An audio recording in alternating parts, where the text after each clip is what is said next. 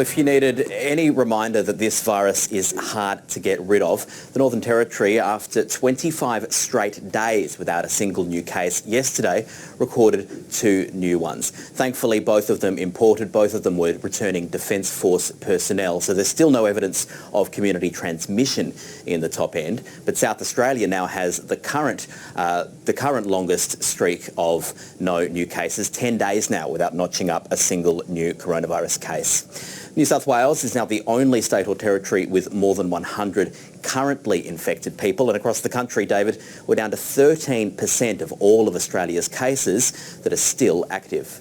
And Casey, what does the international picture look like this week?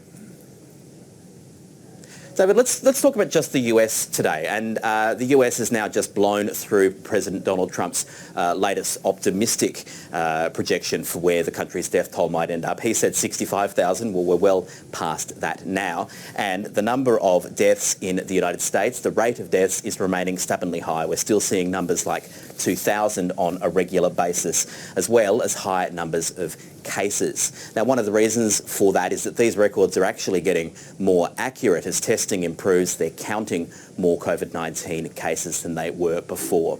But there is another reason. Here's one of them.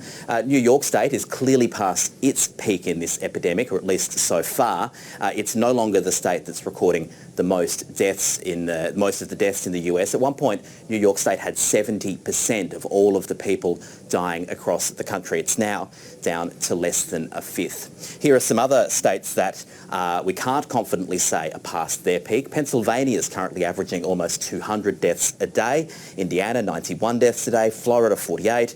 Also Georgia, Colorado and Texas. They're all states that we can't confidently say are on the way down and past their peak. What else do those states have in common? Well, they're all starting to either lift restrictions in some shape or form, or they're about to do so. And David, they're doing so with a curve far taller than ours is right now.